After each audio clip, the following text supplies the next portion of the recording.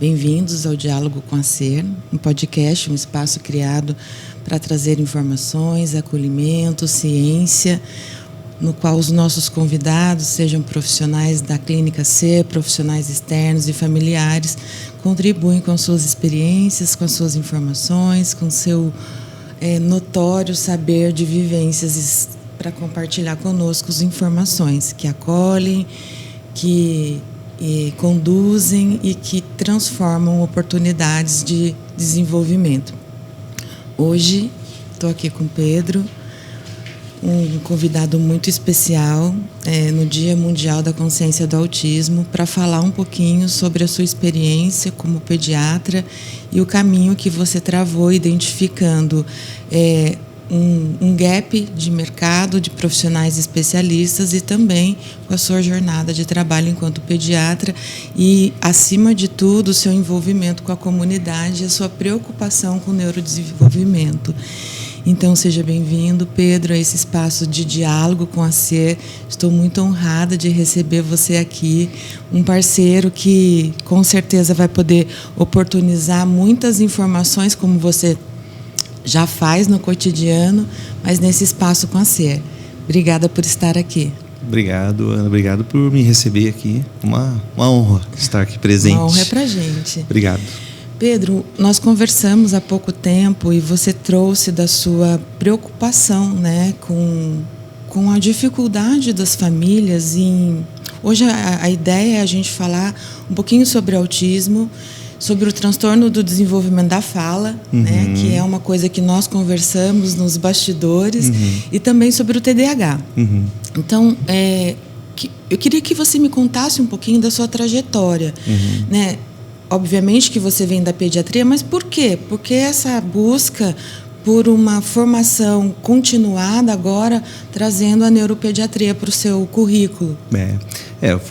Foram circunstâncias, né?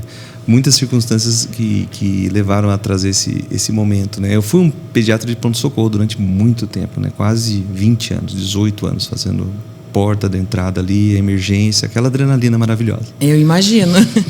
Chega um momento em que a minha filha nasceu, né? Então eu preciso diminuir um pouco essa energia toda, tudo, e eu fui pensar em fazer um consultório. Quando eu chego no consultório, as dúvidas dos pais não é aquela dúvida só de catapora, resfriado, não. O que eu faço com essa birra dessa criança, que ela é birrenta? A partir daí eu começo a estudar, vou ver pedagogia, vou ver psicologia, vou ver todos esses campos que a formação médica falha, ela não tem pra gente, né? E como porta fica sem esse respaldo interdisciplinar, né? Porque Perfeito. Você é a interdisciplinaridade, você é o encaminhador, né? Exatamente, eu não posso simplesmente chegar uma criança que tem birra e falar, mãe, então, não sei o que fazer, vamos ver o que vai fazer. Eu vou aprender, vou estudar naquilo. E eu passo a estudar, principalmente os momentos em que as birras são mais explosivas, mais difíceis, são as crianças com transtornos, né? A partir daí eu passo a estudar os transtornos, passo a fazer essa ponte entre esses momentos. E aquela criança com transtorno, muitas vezes vai ser uma criança que precisa de um pediatra que atenda bem ela também, não só um neuropediatra, né? Eu fui primeiramente nesse momento, nesse perfil. Só que ela também precisa de um neuropediatra, né? Então acabou puxando também para a neuropediatria. Então eu fui fazer o curso de neuropediatria para me tornar um neuropediatra mesmo a partir desse momento. A cidade está em falta, né, do neuropediatra nesses momentos, principalmente na questão do SUS, onde eu acabei entrando para atuar mais recentemente. É muito interessante quando você fala da importância do olhar do pediatra, porque, de fato, Pedro, antes da gente entrar no universo da especialidade, existe uma necessidade emergente dos pediatras olharem para o desenvolvimento infantil e não naturalizar os marcos do desenvolvimento, né? Dizer que cada criança tem seu tempo. Então, quando você fala isso, aquece meu coraçãozinho. Começou assim. Me dá um confortinho, sabe? Eu tive um professor, Ana, que era o Dr. Ciro, aqui em Taubaté. Não sei se você conhece. O Dr. Ciro João Bertoli foi professor de todo mundo na Faculdade de Medicina durante muito tempo, agora já está aposentado. Mas ele falava, o pediatra tem que saber muito bem o neurodesenvolvimento, tem que saber muito bem as vacinas e tem que saber muito bem a introdução alimentar. Esse pediatra já se virou em 99% dos problemas da criança. Exatamente. Então, já vinha lá, desde antes eu tinha que já conhecer essa questão, entendeu? E quando veio o consultório, ele veio puxando muito para o neurodesenvolvimento da criança. Agora eu estou abordando também as questões neurológicas mais tradicionais, né? Epilepsia, outras doenças neurológicas. Para além dos transtornos, mas sim as doenças, né? Mas acaba que a casa minha, o meu local de conforto é tratando dos transtornos do desenvolvimento. Esse é o ponto E chave. que estão cada vez mais emergentes, porque a gente tem o DSM dialogando ao favor da intervenção precoce, né? Trazendo critérios cada vez mais definidos, onde os diagnósticos são cada vez mais rápidos de serem conduzidos, né? Isso é um grande facilitador. Não é que está crescendo o número de transtornos, não. É que os critérios na medicina, né, nos manuais, eles estão mudando. Isso é desenvolvimento da ciência também, né? Exatamente, né? Pedro, eu queria que você me falasse um pouquinho, como a gente tem uma pauta programada para falar de 3 blocos de autismo, de transtorno de desenvolvimento da fala e TDAH. Eu sei que você estuda bastante o transtorno de desenvolvimento da fala, que ele é um critério excludente para a TEA. Fala um pouquinho disso para a gente. Basicamente a gente entende que, pelo menos assim, aí vem as discussões, né? Mas a criança, dentro de um transtorno de desenvolvimento da linguagem, da fala, ela vai ser uma criança que ela tem o desejo de falar, né? Ela quer se comunicar, mas ela não consegue efetuar essa comunicação, ao contrário do autista. O autista, no geral, não é o software dele não vem instalado aquele programa de você precisa, para aprender, se comunicar. O autista não vem com isso totalmente instalado, ele vai precisar de terapias para aprender e perceber. Para querer, né? Para querer. Porque você não consegue querer se você não entende que aquilo é vantajoso para você. O ser humano, ele é basicamente um ser de necessidades, ele tem que atender às suas próprias necessidades. Então, o grande negócio é que o transtorno de desenvolvimento da linguagem, né, pragmática ali, aquela criança passa a não ter aquela noção do que ela quer falar, mas ela não consegue. Então, ela não consegue articular palavras, ela não consegue planejar o que ela vai dizer. E muitas vezes ela também vai ter dificuldade na linguagem também escrita, né? Que esse é um outro ponto também que depois a gente pode pensar, porque a linguagem escrita também entra nesse momento, a linguagem do nosso bom português aqui.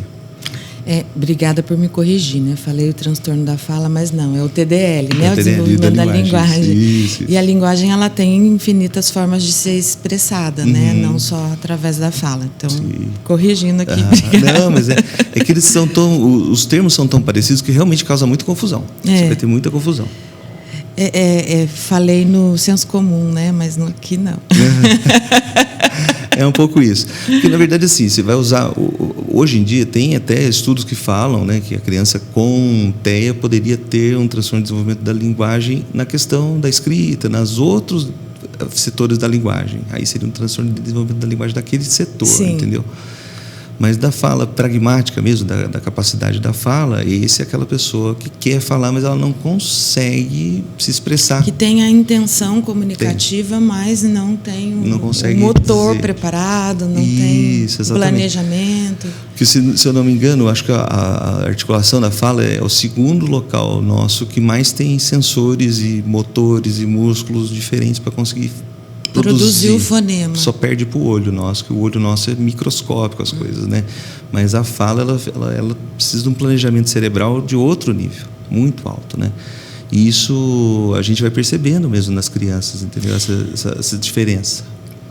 O que os pais precisam saber em crianças e a partir de que idade a gente começa a identificar que pode haver um transtorno de desenvolvimento de linguagem? Idealmente, o que eu falo para os pais? Com 6 meses, o seu bebê tem que ter um BBB, bababá ali, ele tem que começar com as suas... O famoso balbucio, né? Isso, 6 meses tem que ter balbucio, isso é a primeira coisa, já para observar, sempre ficar atento a isso, porque realmente os sintomas precoces ajudam já a gente a ter certa ideia. Então, com 6 meses, pelo menos um balbucio ali, a gente tem que estar escutando E a partir do primeiro ano ali, a gente tem um limite de 1 ano e 4 meses ali para a criança emitir as suas primeiras palavras. Excludente aí pai e mãe, né? Porque papai e mamãe também a gente entra meio que excluindo, aí tem que ter palavras, água, palavras com intenção, não só de gerar reação, mas de gerar comunicação, né? A criança, dentro da dificuldade da pragmática da fala, né? da capacidade da fala, ela quer emitir, mas ela não consegue emitir, entendeu? Enquanto o autista, não. O autista, ele não vem com aquele programa instalado. Ele realmente não é o jeito que ele está esperando que as coisas vão acontecer. Ele espera que aquilo aconteça de uma forma diferente. Ele espera aprender de dentro de si próprio, né? Por isso o nome é autismo. Por isso que a gente muitas vezes escuta os pais falando: mas ele é tão independente. Essa independência vem para satisfazer necessidades básicas, mas não a interação com o outro, né? Eu não preciso fazer o pedido, eu vou lá, subo no armário, na gaveta, na geladeira e pego o que eu quero, né? Vai e faz, né? E isso é para não comunicar, né? Para não ter interação. O grande negócio é que a criança ela sofre muito de uma culpabilização das coisas, né? A gente bota meio que a culpa nele, ele não quer. Não é que ele não quer, ele não tem essa capacidade. Não vem dentro dele, entendeu? E nem vontade. Mas é uma capacidade mesmo que a criança é privada daquilo, entendeu? Ela tem essa dificuldade toda. Então, os dois transtornos são transtornos diferentes, né? O transtorno de desenvolvimento da linguagem, ele acaba sendo basicamente excludente do autismo nessa situação, entendeu? Entendi. Por causa da vontade da criança se comunicar. Ela tem vontade, mas ela tem muita dificuldade. E talvez é isso que confunda muitos pais que chegam para a intervenção já com a hipótese diagnóstica de TEA. E aí, quando a gente olha mais profundamente, com critérios de avaliação, a gente identifica que, assim, tem a intenção comunicativa, não é uma dificuldade na socialização, é uma dificuldade motora, global, cerebral, de não conseguir produzir. O médico tem que ser muito prepotente para achar que qualquer pessoa que chegar na presença dele vai querer conversar com ele, né? Não, acho que em lugar nenhum do mundo é assim. Nenhum ser humano é assim. Chega em qualquer lugar, já quero falar com todo mundo, né? Nós comunicadores aqui, nós somos bem treinados para isso. Faz parte da nossa vida. Mas o que é timidez, né? Tem a timidez, a criança às vezes é tímida, ela não quer falar com o pediatra ali por conta de uma timidez, ela não quer falar com uma pessoa que ela não conhece. É totalmente da personalidade. Às vezes a criança tem o TDL, ela não mostra para o pediatra, ele vai achar, não, ele não fala, ele não quer falar comigo, ele é autista. Ai, Pedro, você está me trazendo uma luz aqui, né? Nós, enquanto clínicas, nós nos preocupamos muito com o número enorme de encaminhamentos que chegam já com aquelas solicitações infinitas e laudadas a partir de um único olhar e não de uma avaliação multidisciplinar para fazer. E o que me preocupa é porque, uma vez dada a hipótese, os pais sofrem o luto de receber isso e se confortam. Né? Porque hoje existe não que isso seja ruim, né? Acho que grandes benefícios foram conseguidos em luta das famílias para os indivíduos com autismo, mas assim, isso não pode ser só um conforto, né? A gente precisa desmistificar e trazer possibilidades de função para esses indivíduos, né? Oportunidades de produção para a vida. Não dá para ser só um diagnóstico, né? Precisa ser um indivíduo vivo, né? E a gente entende o quanto pode ser limitador, né? O TEA, ele tem consequências do nível 1 de suporte para o nível 3, assim, totalmente diferentes. Muito diferentes. Mas que são catastróficas, né? Se dá um diagnóstico, ele consegue emitir suas palavras, vai para o nível 1 de suporte, aquela conversa. Beleza, mas eu também estou assinando aqui que ele vai ter que acompanhar, porque ele vai poder ter ansiedade, depressão, burnout, todas essas doenças, comorbidades psiquiátricas podem estar presentes ali numa criança com nível de suporte. Então, é complicado. Agora, o TDL, você tem um pouco menos desse tipo de situação. Também temos, né? Também não dá para dizer que a criança com TDL não vai ficar ansiosa, não vai ficar nervosa. Ainda mais porque gera para ela uma grande frustração de não conseguir produzir a comunicação, né? Não se fazer entendido. Exatamente. Essa semana eu entendi uma criança que ela falava todas as palavras trocadas. Ela não tinha um fonema encaixado, não conseguia encaixar um fonema. Falei, nossa senhora, vamos correr com a fono ontem, pedir exame, pedir tudo. Mas pedir para a fono ver também. Porque assim, a mãe fala, não, ele não fala. Aí chega lá, a criança blá, blá, blá, blá, blá, blá, blá, comigo. E ela tá falando, né? Do jeito pra dela. ela tá falando. Do né? jeito dela, ela tá falando. Só que ela não tá conseguindo emitir aquela conexão, entendeu? E isso já gera ansiedade. Naquele momento você não está vendo, mas daqui, quando fizer 8, 9 anos, ela começa a sacar, ela começa a perceber. As ansiedades a gente percebe, principalmente depois dessa segunda fase operacional aí da criança, que a partir dos 7 anos ela começa a ter mais percepção das reações que ela causa, né?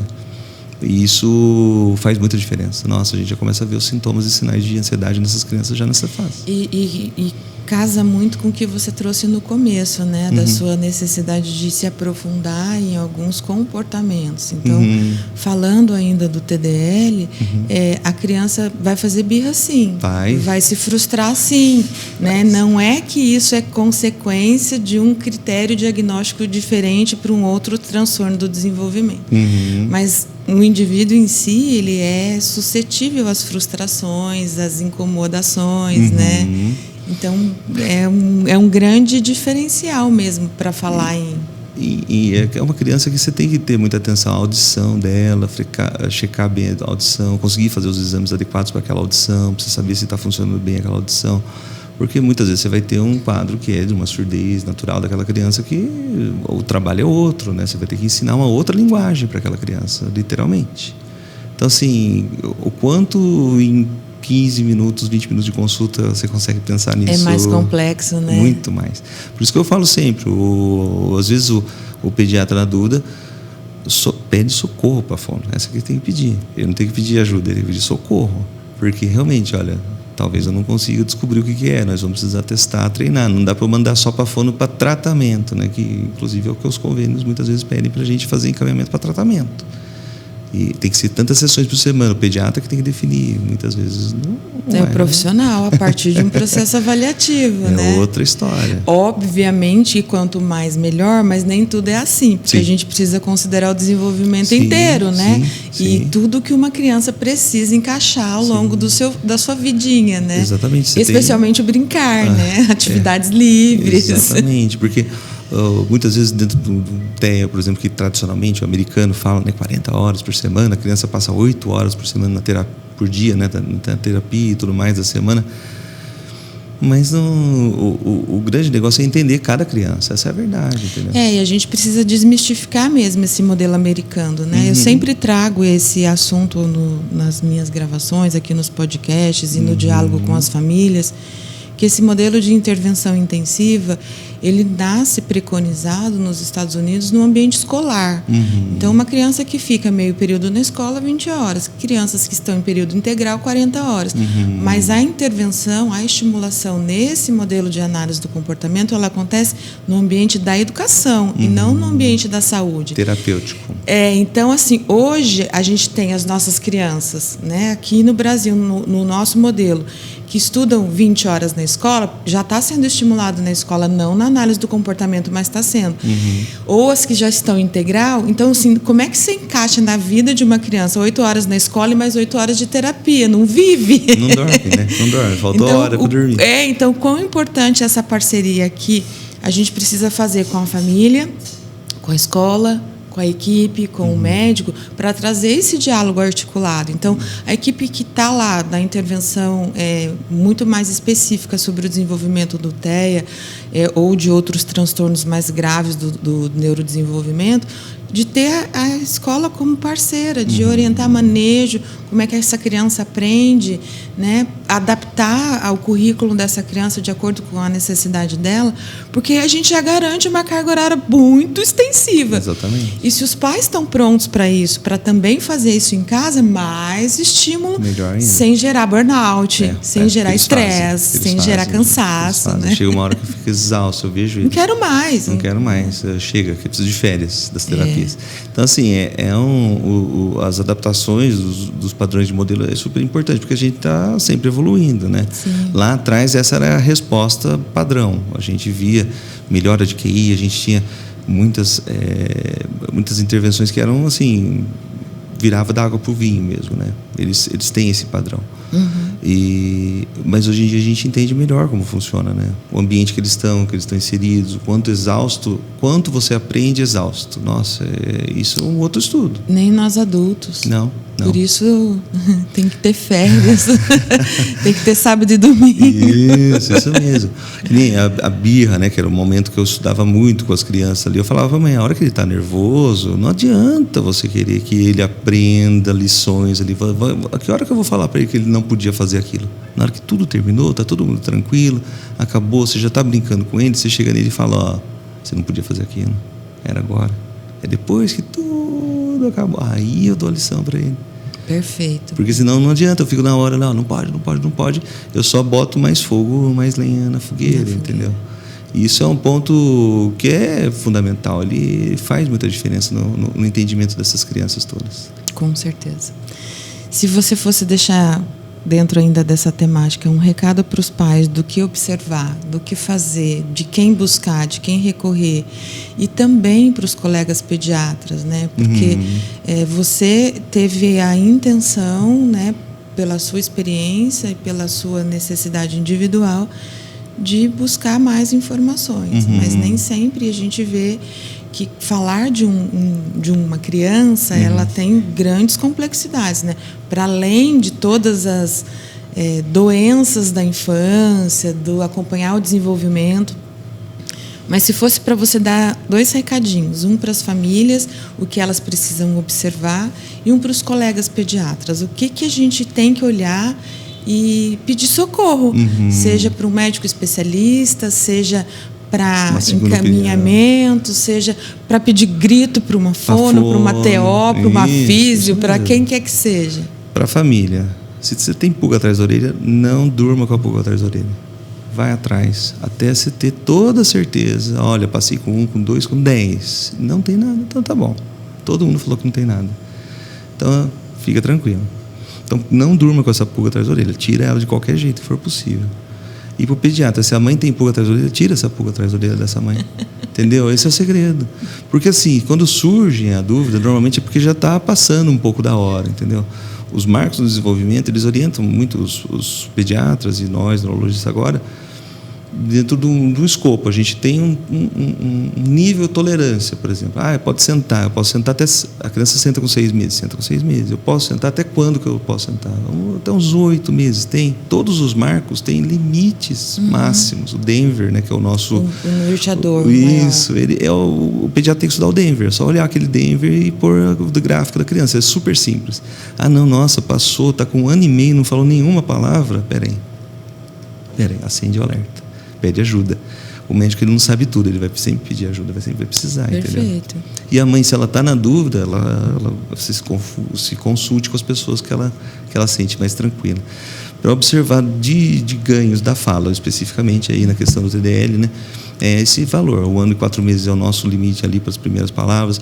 Com 2 anos aquela criança tem que falar frases, né? A gente fala, o neném quer mamar ou quer água, né? Tem que ter verbo ali, né? Juntando as palavras ali e tudo mais, até os 2 anos. Se a criança passa de 2 anos e ainda não está falando as frases, aí também já estamos numa suspeita, tem que avaliar. Perfeito. Obrigada. Vamos mudar agora o nosso foco aqui, falar um pouquinho do transtorno de déficit de atenção e hiperatividade, que também está super preocupando as famílias, preocupando os terapeutas, preocupando a escola. Eu sou um portador, né? Eu não posso nunca falar contra o nosso transtorno de déficit de atenção e hiperatividade, que eu sou um portador dele, né? Eu vivo com ele há 43, vou fazer 44, então eu conheço bem o TDAH. Que bom, vamos falar um pouquinho disso. Por que eu estou trazendo essa temática? Porque quando a gente olha, né, vai chegando na clínica, crianças com transtorno de déficit de atenção ou a hiperatividade associada, como chega para você no consultório as crianças com TDAH? O TDAH é bem variado, né? Você pode ter o diagnóstico, né, firmado ali, segundo a definição do DSM-5-TR, que é a versão mais moderna, ele fala para a gente a partir dos 6 anos, né? Mas, invariavelmente, a mãe que tem aquela criança com diagnóstico de TDAH com 6 anos, ela muitas vezes vai ter ter queixas da criança já anteriormente, muitas vezes desde bebê. É um bebê que é mais difícil de dormir, é um bebê que é mais sensível, um bebê que quer colo muito excessivamente, que quer encostar muito. É um bebê que mais inseguro, essa sensibilidade é maior no TDAH, não adianta. Mas o mais frequente de tudo é basicamente o 3º, 4º ano de vida, que chega aquela criança no pediatra, que a mãe fala que tudo fala não, tudo briga com a gente, e tem explosão de emoção, e é mal educada, e é birrenta, e a avó quer dar uma surra, e a escola pediu avaliação. Esse é o mais comum. Não é o mais comum para mim aparecer, principalmente no meu caso aqui, crianças dos 6, 7 anos de idade com dificuldade escolar. Ainda aparece sim, com certeza, mas não é o primeiro padrão perceptível. Acontece muito daquela mesma criança chegar anos antes de eu fazer aquele diagnóstico firmado, com sinais de uma oposição, um desafio que acompanha o TDAH, né? Muitas vezes um TDAH ele leva comportamentos na criança pequena de risco. A criança hiperativa desatenta, ela vai enfiar o dedo na tomada, ela vai jogar o seu iPhone pela janela. Ele vai fazer coisas que são de desastre. E a família, ela entra num papel de censura muito forte, né? A família precisa evitar aquele tipo de situação. E querendo ou não, quando a gente tenta vira policial 100% do tempo, a gente fica exausto. Com certeza. E aí, quando eu estou exausto, a hora que a criança vai brincar bonitinho das coisinhas boazinhas dela, eu não presto atenção. Eu não quero dar atenção, porque eu quero relaxar, entendeu? Então, acaba alimentando o comportamento desafiador do TDAH. E pode, eventualmente, virar um transtorno de oposição a desafio. Que Acabei de colocar isso aqui, né? O quão difícil para um TDAH é esse controle inibitório e o que dissocia a dificuldade de controle inibitório de um transtorno opositor desafiador. Sim, é bem complexo, né? Existem literaturas que falam pra gente que o transtorno de oposição a desafio ele é genético, a criança tem uma tendência genética. Isso, a mais clássica, a mais tradicional, tem a questão dessa. Mas, invariavelmente, a gente pode perceber que a criança normalmente tem um transtorno de déficit de atenção e hiperatividade prévio, que, através do comportamento, da censura familiar e vamos dizer assim, reforço positivo daquele comportamento, aquela família passa a induzir a criança para um transtorno de oposição e desafio, entendeu? A gente tem, sim, sinais genéticos, isso você não tem a dúvida, né? Mas aquela criança, ela, na maioria das vezes, ela é induzida. Na maioria das vezes a gente vai ver a indução, aquela oposição, aquele desafio por conta desse tipo de comportamento da família, que é um comportamento totalmente normal, esperado de qualquer ser humano, né? Quem está dando pouco trabalho, eu vou dar menos atenção. Então, no momento que ele para de dar trabalho, eu relaxo e acaba a criança ficando sedenta de atenção. Então, estou fazendo tudo tão direitinho e não estou ganhando nada com isso. Então, eu vou continuar causando, porque daí eu vou ter... Aí eu ganho a atenção que eu queria. Eu ganho atenção, eu ganho... O TDAH... contenção, né? Exatamente. O TDAH, ele pode ser, nesse molde de comportamento, na questão comportamental, ele pode ser visto até como uma forma de combate ao trauma de abandono que aquela criança sente, entendeu? Porque a criança, ela tem uma necessidade de atenção de 26, 30 horas por dia. Ela gostaria de estar grudada na mãe, fazendo junto com a mãe. Porque quando eu estou fazendo junto, a segurança é maior, eu estou melhor, né? Eu estou mais feliz e tudo mais. Então, aquela criança, ela, por excesso de necessidade de atenção, ela vai levar os pais a esse tipo de situação, entendeu? Porque ela percebe que a hora que realmente gera a reação dos pais, gera aquela energia na hora que ela está fazendo bobagem. É a hora que os pais realmente vão dar atenção e conexão. Como é que você informaria para as famílias a diferença de uma criança que tem um déficit de atenção e que é hiperativa, ou a gente sabe que a literatura ela faz essa separação. Essa distinção. Pode ser só um déficit da atenção, que eu sou aquela criança mais viajante, sim. E posso estar associada à hiperatividade. Como é que a gente informa isso para a família? Muitas vezes você vai perceber que é uma questão muito mais de percepção dos sinais que a pessoa tem. Porque o desatento, ele está com o cérebro hiperativo, não o corpo, né? Ele está com a cabeça hiperativa, ele está com a cabeça pensando, viajando, pensando, nossa, que branco bonito, nossa, que preto legal, não sei o que, nossa, olha, quanto será que foi essa luz aqui? Não sei, você entendeu? O desatento não está desatento. Na verdade, ele está prestando atenção em tudo ao mesmo tempo, de uma vez só. Ele não consegue filtrar aquilo. O hiperativo, ele está dando vazão física àquilo. Mas Mas aí é o corpo junto, né? O cérebro comandando o corpo. Né? Exatamente. Então, assim, são duas situações em que não tem... A visão dos pais de percepção de sintomas não vai mudar a patologia ali do negócio, entendeu? A origem do negócio. Sim. Isso é legal, porque às vezes o pai fala, não, mas ele tem TDA, né? Que eu até vi, acho que alguém aí recebeu, algum famoso recebeu um diagnóstico, acho que é Ana Castela, um diagnóstico de transtorno de déficit de atenção isolado, sem hiperatividade e tal. Hoje em dia a gente já não usa mais esse termo, a gente usa como predominâncias, né? Você tem mais predominância da hiperatividade ou mais predominância do déficit de atenção, ou misto, quando você tem os dois presentes, que é o meu. O meu é misto, eu consigo juntar as duas coisas. Está bem medicado. Graças a Deus. Mas o grande negócio é que eles têm uma origem comum, né? Isso é importante os pais saberem, né? O hiperativo e o desatento, eles estão no mesmo time, só que um é mais atacante e o outro é mais defesa, vamos brincar assim. Sim.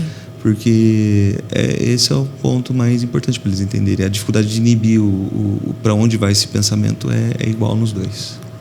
E a gente sabe, né, Pedro, que uma criança com TDAH e eu vou recorrer ao pediatra, tá?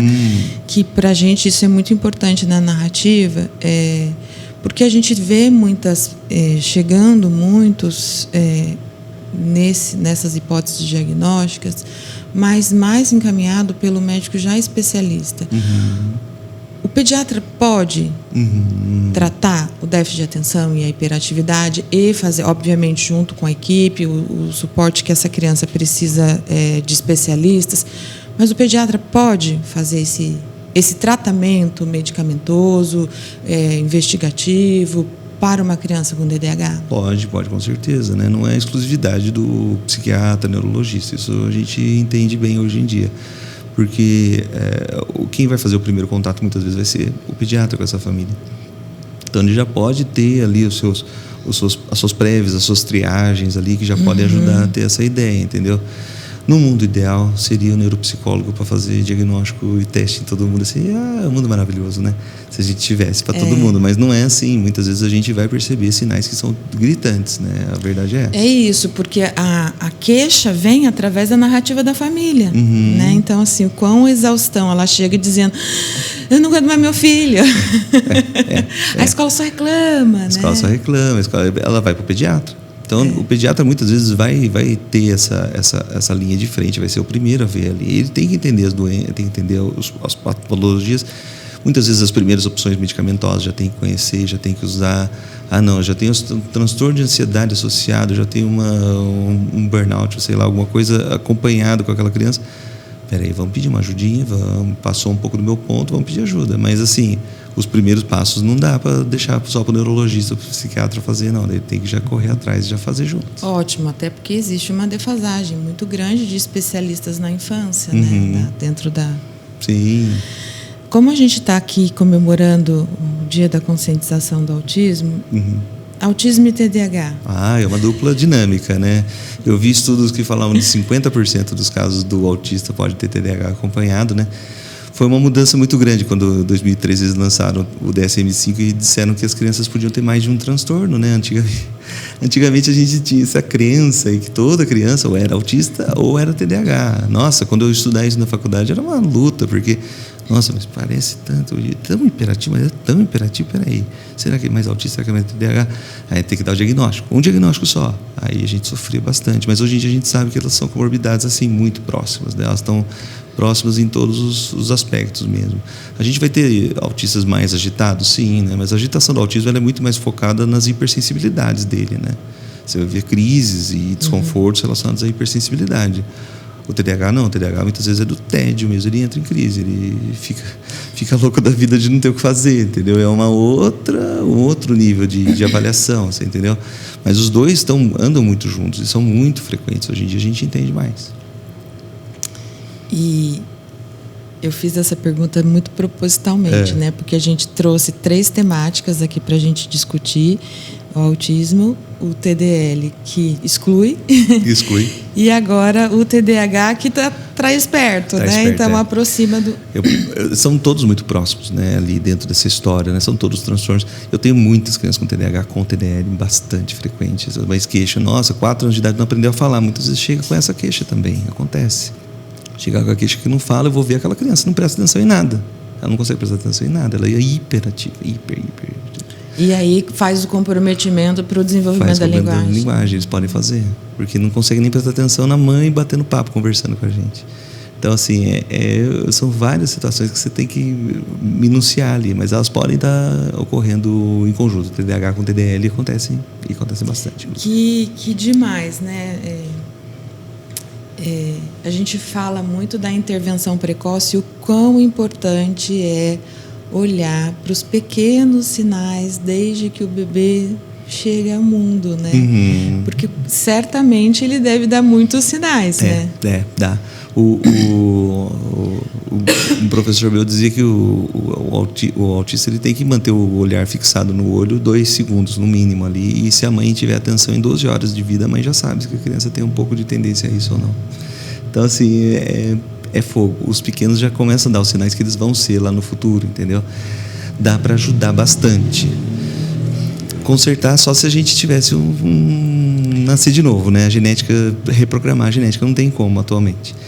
Mas a gente vê que dá para ajudar bastante. Se a gente começa a tratar de uma criança com hiperatividade já das questões comportamentais, de ansiedade, dificuldades antes desses 6 anos, com 6 anos vai ser muito mais simples tratar das questões da escola. Que é quando o cérebro está pronto para receber informações mais formais, né? Que entra no processo da alfabetização, né? Então já existe uma maturidade maior. Exatamente. Então, eu tenho que dar uma treinada, não adianta. O TDAH, ele não pode esperar que o remédio vai fazer tudo por ele, porque não vai. O TDAH, ele gosta de esperar um pouquinho que os outros façam as coisas por ele para estar juntinho, né? Conectado, juntado, próximo, né? Mas o remédio não vai fazer tudo por ele. O remédio vai ajudar bastante, ajuda a ter mais conexão, mas assim, a vontade de fazer as coisas, por exemplo, é bem complexa para o TDAH, né? A gente entende que o TDAH, pelo menos eu ensino os pais a obedecer mais ou menos umas 3 regrinhas de TDAH. Aquela criança, se ela não quer fazer uma coisa, ela precisa fazer, ela vai fazer sem vontade, porque não tem jeito. Você precisa fazer lição, precisa tomar banho, precisa passear, vamos, não tem jeito, vai fazer sem vontade, e isso gera ansiedade para a criança, mas é importante. Sim. Muitas vezes a criança também vai ter que aprender que tem hora de brincar e hora de fazer as coisas sérias, que o TDAH tem muita dificuldade, a tela aí, o celular acabou dando uma migrada, e a criançada brinca o dia inteiro, olha coisa engraçada, divertida o dia inteiro, ela não consegue fixar aquela informação. Ela vê adulto brincando de criança no YouTube, nossa, acontece demais, né? Aqueles vídeos de palhaçada. Que exaustão. Eles adoram ver uma pegadinha, um esconde-esconde, todos os adultos fazendo, a criançada gosta, mas não é o certo. Muitas vezes aquela criança tem que ver adultos fazendo coisas que fazem coisas de adultos, para entender que o adulto é sério muitas vezes, né? E quando a gente tem esse tipo de situação, a gente tem que trazer para a mãe essa questão educacional do TDAH, né? Tem que trazer para ela, que é mais complicado, entendeu? E que não é sempre a vontade vai aparecer, não vai aparecer. Não estigmatizar pelo diagnóstico e sim tratar como uma criança. Tem, né? Birra, igual ideia, tem birra, tem que ensinar que a birra não vai resolver as coisas no choro, não vai resolver as coisas no grito. Isso é super importante, faz uma diferença absurda, porque muitas vezes chegam também com os seus mimos ali que atrapalham bastante o desenvolvimento da criança. Pedro, a gente falou de várias coisas aqui e eu acho que é muito importante a gente trazer uma temática sobre a remissão dos transtornos, né? Outro dia eu escutei uma família dizendo: o meu filho foi diagnosticado com TEA e agora ele está em remissão disso. Nossa. Que eu só trouxe isso porque você falou, não, a gente não tem cura, só se mudar a genética humana. Exatamente. Existe remissão de transtorno do neurodesenvolvimento? Não, então não era, o diagnóstico estava errado, é simples assim. Os transtornos, eles têm uma definição que eles são para a vida inteira, todos eles são. Então, se você tinha um diagnóstico de hiperatividade e agora não tem mais, não, na verdade você tem, mas você aprendeu a lidar, o adulto funcional aprendeu a lidar, ele já sabe a hora que ele está nervoso, a hora que ele está estressado, ele já sabe tem que a hora... estratégias para lidar com isso. Isso né? mesmo, já ficou hipertenso, já está tomando seu antidepressivo, as suas outras coisas que estão acontecendo ao redor ajudaram a acomodar, você entendeu? O autista, ele vai melhorar, aprendeu a função, aprendeu a fala, aprendeu a conexão, aprendeu a utilidade disso tudo. aprender o ambiente onde ele tem tolerância àqueles sons, àqueles barulhos, onde ele sente desconforto, onde ele não sente desconforto, aprendeu a estratégia de, vou embora, não, tá ruim para mim, entendeu? A pessoa passa a ser funcional, mas ela continua, aquilo não vai desaparecer. Perfeito. Se desapareceu alguma coisa no meio do caminho, a gente teve um diagnóstico equivocado. Alguém falhou. Alguém falhou. E isso é tão importante, né, na hora da gente estigmatizar pelo diagnóstico, né? Super.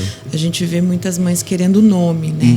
Mas eu preciso saber o nome, né? Correndo, principalmente os pequenininhos, né? Normalmente os menorzinhos são muito mais complexos, né? Para você pegar um diagnóstico completo do TEA ali, de uma criança dar um diagnóstico com 1 ano e meio, com 10 meses. Tem os de alto nível de suporte que, infelizmente, a gente já percebe muito cedo. Mas, assim, crianças de nível de suporte muito cedo é muito difícil de identificar, né? Eu tinha professores que falavam, não, nível de suporte muitas vezes você só vai conseguir ver depois dos 4 anos ali. Antes de 4 anos é quase impossível você conseguir perceber. Mas também a gente já vai vendo bastante, ficando um pouco mais prático. Vai refinando a nossa atenção, né? Obviamente, quanto mais a gente faz, quanto mais a gente estuda, quanto mais a gente presta atenção, quanto mais a gente tem clareza dos critérios do DSM ilustrados no nosso cérebro, mais o nosso olhar fica refinado para esse processo avaliativo. Porque o pessoal adora esquecer que, por exemplo, no TEA, você tem lá as dificuldades sociais, as dificuldades de sensibilidade, né, de estereotipias e tudo. No meio tem lá no finalzinho, assim, não pode ser explicado por outras coisas. De repente a criança teve um trauma, ela pode ter comportamentos autísticos, foi por causa do trauma, não porque ela nasceu com autismo, entendeu? Isso pode acontecer, eu já vi paciente assim. E nós já recebemos na clínica uma criança que foi protetizada para a deficiência auditiva e que não tinha deficiência auditiva. Caramba. Então, olha o quão é delicado você tratar, porque é um nível altíssimo de suporte, né, nível 3, mas chegou a ser protetizada e ela ouvia, ela só não queria mesmo a comunicação. Não era a praia dela, entendeu? Nossa, gente, olha que absurdo, né? E chegar nesse extremo, nossa senhora, é bem complicado. E por isso a gente fala muito dos tratamentos individualizados, né? Porque não existe um TEA igual ao outro, é isso mesmo? Não tem. A gente tem, assim, TEAs mais sensíveis, TEAs mais estereotipados. A gente tem TEAs que falam bem, inclusive, né? O Asperger, né? Ainda entra no nível de suporte, o Asperger, que fala bem, conversa bem, explica bem. E os pequenos professores aí tradicionais, todos eles têm a sua individualidade, né? Isso faz toda a diferença, né? Eu vou precisar de uma criança que tem muito mais hipersensibilidade auditiva, vou correr com a fono vai fazer um trabalho mais de sensibilização, a terapia ocupacional vai tratar mais a sensibilidade. É um outro caso de uma criança que fala, mas ela fala fora de hora, ela fala errado, ela é ecolálica, né? Ecolálica, ou um Asperger que é muito, vamos dizer assim, rígido, não entende que a conversa foi para um lado mais malicioso, de brincadeira, já é um outro tratamento, é um outro momento. O adolescente autista quer arrumar uma namorada, não consegue arrumar namorada, não consegue ter amigos, vamos tratar disso, entendeu? São várias situações, é muito variado mesmo, não adianta, não tem um remédio só, né? Isso não tem. Você falou do adolescente. O adolescente acontece bastante. A Clínica Ser está organizando o seu segundo simpósio Dialogando com o Autismo, e a nossa temática agora caminha um pouquinho para a adolescência. Né? Legal, é bom, importante. No primeiro simpósio nós tratamos da abordagem da intervenção precoce, as melhores práticas clínicas, e agora o segundo a gente avança um pouquinho no diferencial diagnóstico, né, para a TEA, a gente ainda mantém um pouquinho disso, mas trazendo também a narrativa e as necessidades importantes no TEA na adolescência. Quero te convidar para estar lá com a gente. Vamos lá, vamos estar lá, com certeza. Então já está aqui o aceite, Dr. Pedro, no nosso segundo simpósio. Ótimo. Vamos bater um papinho aqui para ver o que é mais confortável aqui para ele, mas obviamente nós queríamos muito que o senhor falasse do TDL, legal. Junto com uma fono. Ótimo, porque dela não me deixa falar bobagem. Perfeito. Isso é outra coisa. A fono vai acabar vendo muito mais, gente, é outro planeta, né? É outra conversa. E a importância da fragmentação da ciência, né? Da interdisciplinaridade em si. Porque realmente, de fato, com tantos marcadores e detalhamento desses marcadores, a gente precisa do olhar do todo, né? Eu adoro quando... Eu sou uma estudiosa de interdisciplinaridade, né? É a minha praia, que eu adoro navegar. E a clínica oferece muito desta filosofia no seu trabalho cotidiano, que é da intersecção das áreas, né? Sem fundir, mas interseccionar. Perfeito. Então, o quão importante é o olhar do pediatra, o reconhecimento da necessidade de encaminhar para um médico especialista e dessa equipe em si dialogar o tempo todo para entender que o sujeito, que o paciente que está ali na sua frente, ele precisa de um olhar múltiplo para as necessidades individuais. Eu sempre falo que, para mim, interdisciplinaridade é a mão funcionando.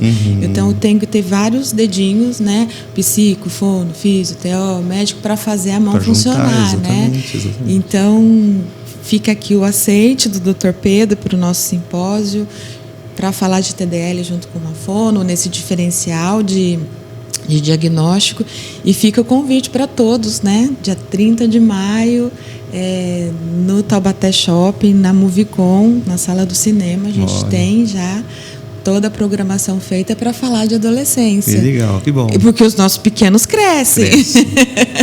E crescem rápido, né? Bem mais rápido do que a gente imagina. Nossa, no instante. Então, um convite feito, mas para a gente encerrar, eu queria falar um pouquinho do que chega para você da alimentação, né? Então, você trouxe no bloco anterior as multiplicidades de necessidades de um TEA. Os transtornos alimentares, eles chegam, são evidentes no consultório? Sim. Os pais falam dessa fase de transição alimentar. Como é que você vê isso? A gente vai observar várias situações, né? A criança pode surgir com dificuldades alimentares, por exemplo, de sensibilidade, que é o mais predominante aí dentro do espectro, né? A criança vai encostar em certas texturas, sentir certos sabores ali que são desconfortáveis para elas. A gente fala, parece que às vezes a sensação seria que a pessoa sem o transtorno alimentar está comendo uma coisa horrível, do lixo. A criança está sentindo isso quando ela come aquela coisa que para você é gostosa, mas para ela é horrível, entendeu? E a percepção dos pais é que, assim, frequentemente a gente vai escutar queixa: come mal, come mal, come mal. Mas como que come mal? Come pouca quantidade, come pouca variação, come muito de um tipo de alimento. O que você está fazendo quando não quer comer? Porque esse é outro fator também, né? Eu não quero comer, daí eu vou substituir. Não quer a substituição. A mãe começa a mimar aquela criança para tentar achar alguma coisa para ela comer, porque ela não come, entendeu? Esses níveis de situação são muito variados, acontece bastante coisa diferente. Mas frequentemente você vai ver a queixa vindo logo no comecinho, no segundo ano de vida ali, a criança já começa a ter a sua seletividade alimentar ali. Eu tenho crianças que com 6 meses, na hora da introdução alimentar, também já entravam com muita dificuldade, já percebiam logo aquele desconforto com certos alimentos, assim, que a mãe já nem voltava a testar. Tinha uma mãe que falava que cortou uma mão na frente da criança, a criança vomitou. De cortar uma mão na frente da criança. A criança nem comeu. Nunca mais cortou. Nunca mais nem cortou uma mão perto da criança, entendeu? Então, assim, a sensibilidade ela é explosiva, ela é o outro nível de história, entendeu? Não é uma frescura daquela criança, entendeu? Ela quer comer, ela tem fome, mas aquele alimento, para ela, é o veneno. É aversivo. É aversivo, é a aversão mesmo alimentar. Então, não deve se forçar. Não, porque quando a gente força, a gente vai induzir aí um segundo mecanismo, que é o trauma em relação a esse momento, né? Que a gente entende os pais ficarem sentidos, tristes e frustrados com aquilo e terem reações explosivas, a gente entende, mas o ideal é tentar evitar. Porque a partir do momento em que eu forço excessivamente aquela criança, eu estou botando ela numa situação em que ela vai se sentir em fuga ou luta, aquele mecanismo de estresse dela vai estar explosivo, ela não vai aguentar ficar naquele momento. Então, o ideal para os pais é tentar entender o que aquela criança tem preferências, né? Entender as suas preferências e entender as suas tolerâncias. Dá trabalho, né? Muito. Muito, porque a alimentação a gente não tem tempo de preparar, né? A verdade é essa, né? No nosso dia a dia a gente sofre muito com tempo para preparar comida. A gente vai no supermercado, a gente já compra tudo prontinho, embalado, empacotado.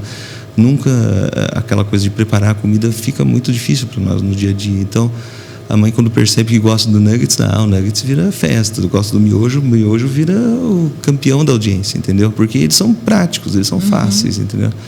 Mas esse caminho fácil, ele tem as suas armadilhas, que daí vai dificultar muito a absorção de nutrientes, de vitaminas. Uma criança com dificuldade de absorção de vitamina B12, por exemplo, ela vai ter mais dificuldade de memória, vai aprender com mais dificuldade. O TDAH, que eu falo para as mães, eu não posso dar remédio agora, quando está com 4, 3 anos, mas o B12 dele tem que estar ótimo, o complexo B dele tem que estar excelente, você entendeu? Por quê? Porque aonde eu posso arrumar agora é nisso. Eu não posso dar um metilfenidato, uma Ritalina agora, não. Mas agora eu posso ajudar você nas vitaminas, na alimentação, que vai ajudar muito naquela criança. Dormir melhor, aquela criança precisa dormir melhor. Tudo isso acaba se englobando, entendeu? Ai, como é difícil ser humano. É difícil ser humano e atender o dia a dia nosso, né? Esse é o grande negócio. Ser humano não é tão difícil, a gente é o tempo todo. Mas ser humano e ser pai, ser humano e ser médico, perfeito, e ser perfeito em tudo ser humano e ser perfeito, né? Esse o que é a perfeição, né? Exatamente. A Clínica Ser tem como narrativa ser diferente é da nossa natureza. Perfeito, isso mesmo. Ser diferente é 10. Exatamente. Então tá tudo bem, essas diferenças todas. Adorei o nosso papo. Boa, né? Muito que bom, gostei também bastante. Eu que agradeço. Foi um prazer, assim, especialmente de você ter a preocupação, isso que enaltece nosso respeito, nosso carinho por você, essa sua preocupação, desse seu compromisso com o desenvolvimento infantil e com o seu interesse em saber mais, em cuidar mais, em acolher melhor, né? Essa complexidade toda. Eu fiz uma brincadeira, como é difícil ser humano, né? Mas assim, quando a gente tem profissionais que se dedicam de maneira genuína em olhar para essa complexidade toda do mundo infantil, né, da criança, do momento que nasce até tornar-se adolescente e ter possibilidades de autonomia e de ter melhor qualidade de vida. Então isso é confortável para mim, especialmente, embora a gente tenha essa distinção da vida pública, da vida privada, o seu compromisso com o SUS, né? Ele é para todos e a gente sabe o quanto as famílias têm muita dificuldade em acessar as políticas públicas. Não porque elas são ineficientes, mas porque não abrange toda a complexidade mesmo do desenvolvimento humano, né? E não tem a receita de bolo, não tem como. Não tem, né? E não é demérito e nem privilégios para quem está nos serviços privados, mas que todos tenham, né, esse interesse com a comunidade, com a sociedade em si. Então, minha gratidão por você estar aqui. Obrigada por aceitar nosso convite. Obrigado. E a gente vai aprofundar um pouquinho mais disso no Dialogando com o Autismo, né? A gente hoje no diálogo dando um spoiler do que virá no Dialogando. Lá na frente. Muito bom. 30 de maio na Movicon, no Taubaté Shopping. Então, Pedro, muito obrigada. Foi realmente um bate-papo delicioso. Obrigado, Ana. Obrigado mesmo. Obrigado pelo convite. Chamou também. Eita, obrigada.